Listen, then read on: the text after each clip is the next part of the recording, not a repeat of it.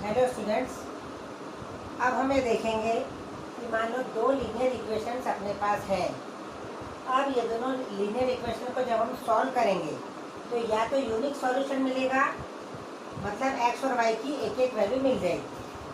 जैसे ये देखिए, यूनिक सॉल्यूशन या फिर इनफाइनाइट सॉल्यूशन या नो सॉल्यूशन, ये जो तीन कंडीशन है ये हमको a1/a2, b1/b2 और c1/c2 की वैल्यू से मिलेगा। अब अपन देखें फर्स्ट कंडीशन में ये जो a1/a2 अपन निकालेंगे और b1/b2 निकालेंगे, और यदि ये दोनों इक्वल नहीं है, इसका मतलब ये दोनों लाइनें इस प्रकार से अपन ग्राफ जब खींचेंगे तो वो इस पॉइंट पर मिलेगी और इसका एक यूनिक सॉल्यूशन मिलेगा, मतलब एक सॉल्यूशन मिलेगा। एक्स और वाई दोनों की एक एक वैल्यू आ जाएगी। जैसे ये इसका एग्जांपल देखिए, x - 2y = 0 और 3x + 4y - 20 = 0। यहाँ पर a1/a2 1/3 है और b1/b2 है -2/4 या -1/2। अब यहाँ पर ये 1/3 है और ये -1/2 है, तो इसका मतलब ये दोनों इक्वल नहीं है। तो जब हम इनके ग्राफ खींचेंगे, x - 2y = 0 का ग्राफ और इसका ग्राफ, तो ये कहीं ना कहीं किसी एक पॉइंट पर कट होगा और इस पॉइंट से x और y की वैल्यू हमको मिल जाएगी।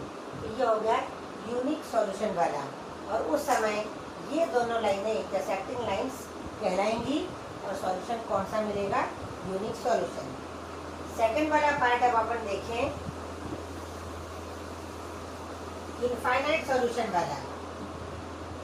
सेकंड वाले पार्ट के लिए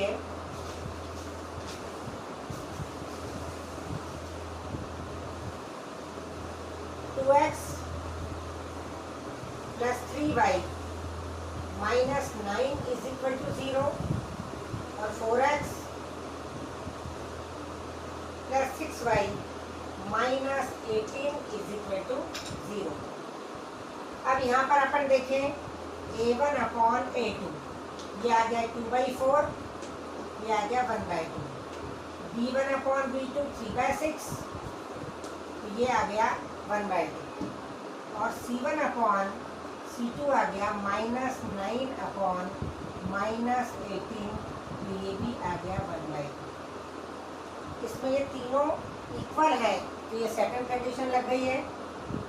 इस समय ये वाली जो लाइनें हैं ये कॉन्स्टेंट लाइंस होगी और उसमें बोलते हैं इनफाइनाइट सॉल्यूशन। अब ये कैसे होगा? ये मान लो ग्राफ है, यहाँ पर ये जो पहली वाली लाइन है, माना कि इसका ग्राफ ऐसा आया है, ठीक है, और जब हमें दूसरी वाली लाइन का ग्राफ खींचेंगे तो वो बिल्कुल इसी के ही ऊपर पॉइंट्स आएंगे, और जब हम उसको करेंगे तो पूरा की पूरा वो लाइन इसी लाइन पर आ जाएगी। तो ये हो गई कॉन्स्टेंट लाइन, मतलब एक के ऊपर एक लाइन। अब यहाँ पर कितने पॉइंट इंटरसेक्ट कर रहे हैं? इनफाइनाइट। इस पॉइंट पर भी इंटरसेक्ट कर रहे हैं, इस पर भी, इस पर भी, इस पर भी, क्योंकि पहली लाइन ही पूरी की पूरी दूसरी लाइन पर आ गई है। तो इस प्रकार का यदि केस है, a1/a2, b1/b2 और c1/c2 तीनों यदि इक्वल है तो वो कॉन्स्टेंट लाइंस कहलाती हैं और उसमें इनफाइनाइट सॉल्यूशन हमको मिलते हैं। अब अपन देखें तीसरी कंडीशन। जब हम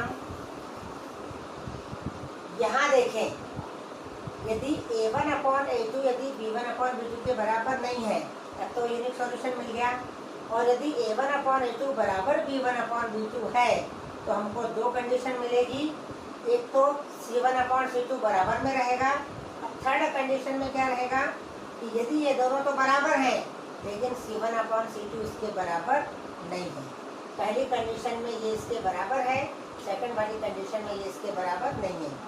जब यदि ऐसा एग्जाम्पल हो तो उस समय वो दोनों लाइनें पैरेलल लाइन होती है और हमको कोई सॉल्यूशन नहीं मिलेगा। अब हम इसी में यदि मान लो ये मैंने -7 कर दिया, अब अब यहाँ A1/A2 तो 2/4 है, 1/2। B1/B2 भी 1/2 है, लेकिन C1/C2 आ गया -7/-18। ये हो गया A1/A2 is equal to B1/B2, but C1/C2 इसके बराबर नहीं है। ये -7/-18 हो गया। तो इस कंडीशन में इनका जो ग्राफ आएगा, ये मान लो एक लाइन है, तो दूसरी लाइन बिल्कुल इसके पैरेलल जाएगी और ये दोनों बिल्कुल भी इसमें इंटरसेक्ट नहीं होंगे, और इस समय ये होगी पैरेलल लाइंस और ये होगा नो सॉल्यूशन। अब हम इसके बाद देखें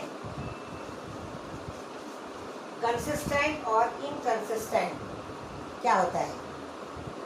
पहली वाली कंडीशन में यूनिक सॉल्यूशन मिल रहा है, दूसरी वाली कंडीशन में इनफाइनाइट सॉल्यूशन मिल रहा है।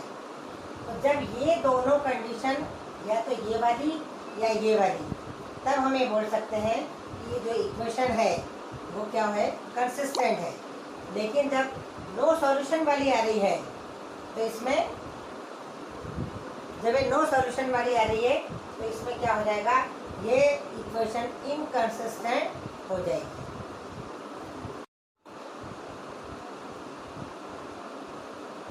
अब हम एक्सरसाइज 3.2 का सेकंड क्वेश्चन लेते हैं।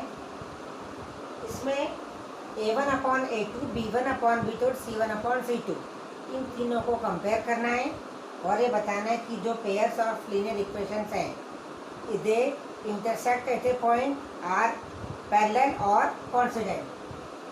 अब अपने को इसमें देखना है पहला वाला, ये 5x - 4y + 8 = 0 और 7x + 6y - 9 = 0। यहाँ A1/A2 है 5.7, B1/B2 है -4/6। तो हम यही देख लेंगे कि A1/A2 is not equal to B1/B2। इसका मतलब ये यूनिक सॉल्यूशन है।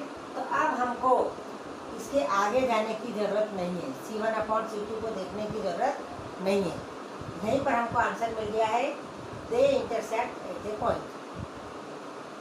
अब आप इसमें सेकंड वाला देखें, 9x + 3y + 12 = 0 और 18x + 6y + 24 = 0। यहाँ A1/A2 है 9/80 मतलब 1/2, B1/B2 है 3/6 मतलब 1/2। अब ये दोनों बराबर हो गए, तो अब हमको C1/C2 को देखने की ज़रूरत पड़ेगी। अब आगे जब हमने C1/C2 लिया तो वो भी 1/2 हो गया।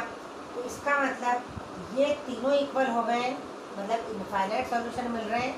और ये हो गई कोइंसिडेंट लाइन, ये हो गई है कोइंसिडेंट लाइन इनफाइनाइट सॉल्यूशन वाली। अब अपन तीसरा देखें,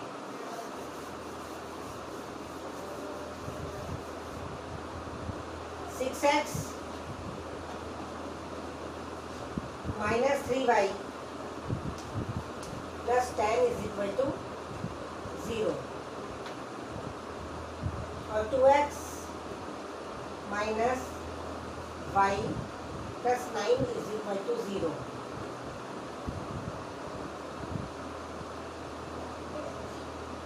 A1/A2 ये है 6/2 मतलब 3/1।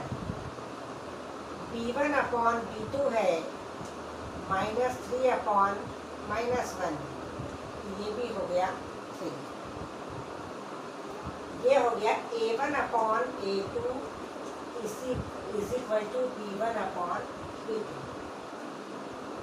अब अपन C1/C2 को देखना पड़ेगा।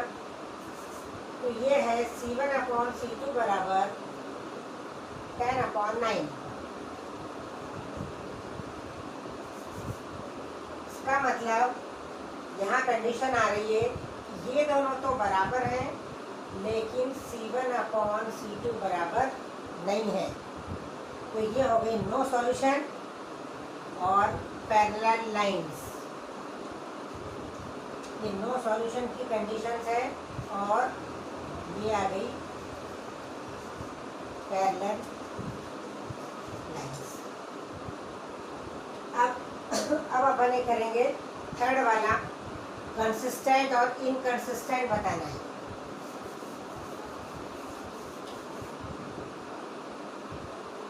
थ्री एक्स प्लस 2y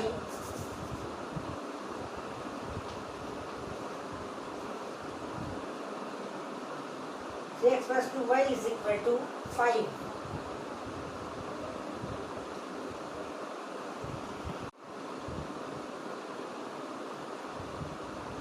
अब अपन देखें तीसरे सवाल में, on comparing the ratios find out whether the following pairs of linear equations are consistent और इनकंसिस्टेंट। ये इक्वेशन है दोनों, यहाँ a1/a2 c/2 के बराबर है, b1/b2 2/-3 के बराबर। तो ये दोनों इक्वल नहीं है, इसका मतलब ये यूनिक सॉल्यूशन हो गया। और जब यूनिक सॉल्यूशन होता है तो ये हो जाएगा कंसिस्टेंट। कंसिस्टेंट कब होता है? जब या तो यूनिक सॉल्यूशन हो या इनफाइनाइट सॉल्यूशन हो। ये यूनिक सॉल्यूशन है तो ये क्या हो गया? कंसिस्टेंट, मतलब इसका आंसर आ सकता है। अब सेकंड वाला एग्जांपल देखें, 2x - 3y = 8 और 4x - 6y = 9। a1/a2 होगा 2/4, b1/b2 होगा -a/-6, ये भी हो गया 1/2, ये भी हो गया 1/2। जब ये दोनों बराबर हो गए तब अपन को अब c1/c2 को देखना है। तो c1/c2 तो हो गया 8/9। इसका मतलब ये दोनों तो इक्वल हैं, लेकिन c1/c2 इसके इक्वल नहीं है। तो ये हो गया नो सॉल्यूशन की कंडीशन है ये, और उस समय ये जो इक्वेशन है ये क्या हो जाएगी? इनकंसिस्टेंट। अब अपन आगे देखें, अपन फिफ्थ वाला सवाल करते हैं। इसमें लीनियर इक्वेशन बनाना है। Half the perimeter of a rectangular garden whose length is 4 metre more than its width। इसमें एक रेक्टेंगुलर गार्डन है, ये पांचवा सवाल है। ये रेक्टेंगुलर गार्डन, सपोज इसकी लेंथ है x और विड्थ है y, तो इसकी पेरीमीटर कितनी हुई? पेरीमीटर है x + y। अब इसमें half of perimeter, half the perimeter of rectangular garden किसके बराबर है? 36 के बराबर। तो हाफ ऑफ x + y = 36 और 2 से मल्टीप्लाई कर दें तो x + y = 72। ये आ गई हमारी फर्स्ट इक्वेशन। सेकंड कंडीशन दी है x is 4 metre more, x is 4 metre more than y, तो x = y + 4 या x - y = 4। ये होगी दोनों सेकंड कंडीशन। ये तो लीनियर इक्वेशन बन गई है। अब हम इसको कोई सी भी मेथड से सॉल्व कर सकते हैं। तो जो ग्राफिकल मेथड है जो अपन अभी सीखी थी, उससे यदि हम सॉल्व करेंगे तो ये आ जाएगा x = 38 और y = 34। कंडीशन अपन देख लें, इन दोनों का जो जोड़ है वो 72 हो रहा है और इन दोनों का जो डिफरेंस है वो 4 हो रहा है। तो इस प्रकार से ये दोनों आंसर सही है। अब इसके बाद अपन देखते हैं सिक्स्थ वाला। एक इक्वेशन दी है 2x + 3y - 8 = 0। इस इक्वेशन को देखकर हमको ऐसी इक्वेशन बनाना है कि ये लाइन और जो सेकंड वाली लाइन रहेगी वो दोनों क्या बन जाए? Intersecting line. ऐसी एक लीनियर इक्वेशन अपने को बनाना है। दो लीनियर इक्वेशन में इंटरसेक्टिंग लाइन पहली है, इंटरसेक्टिंग लाइन।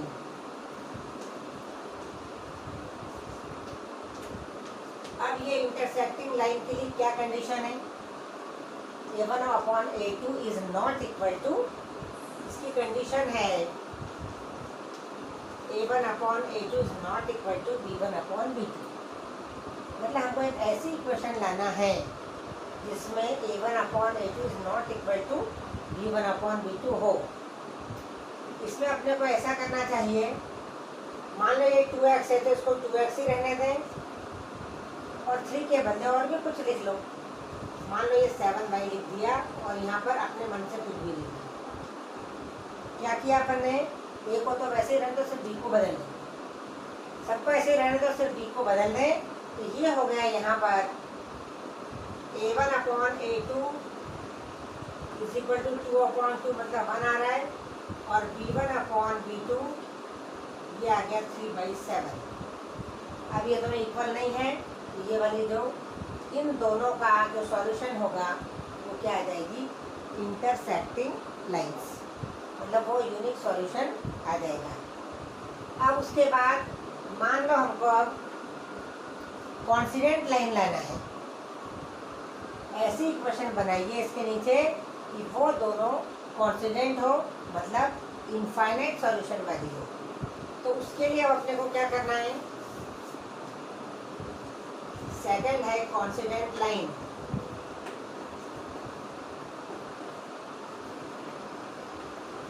मतलब इनफाइनाइट सॉल्यूशन वाली, इनफाइनाइट।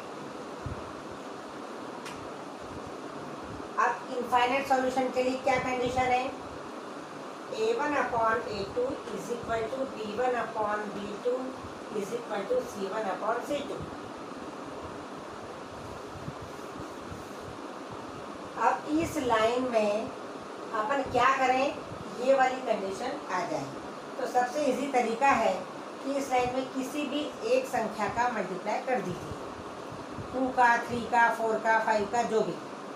अब मान लो हमने इसमें 3 से मल्टीप्लाई किया तीनों में, तो ये आ जाएगा 3 से मल्टीप्लाई करके 6x, ये 9y, और 3 से मल्टीप्लाई किया तो -24 इज इक्वल टू 0। अब अपन देखें A1/A2, तो ये A1/A2 है 2/6 के बराबर, तो ये आ गया 1/3। यहाँ देखें B1/B2, तो ये आ गया 3/9, तो ये आ गया 1/3। ये अब C1/C2 देखें अपन, तो ये आ गया -8/-24, तो ये भी आ गया 1/3। अब ये तीनों इक्वल हो गए, तो ये कंडीशन आ गई इनफाइनाइट सॉल्यूशन की, और ये हमारी सेकंड इक्वेशन बन गई। अब थर्ड वाला है कि पैरेलल लाइन अपने को लाना है।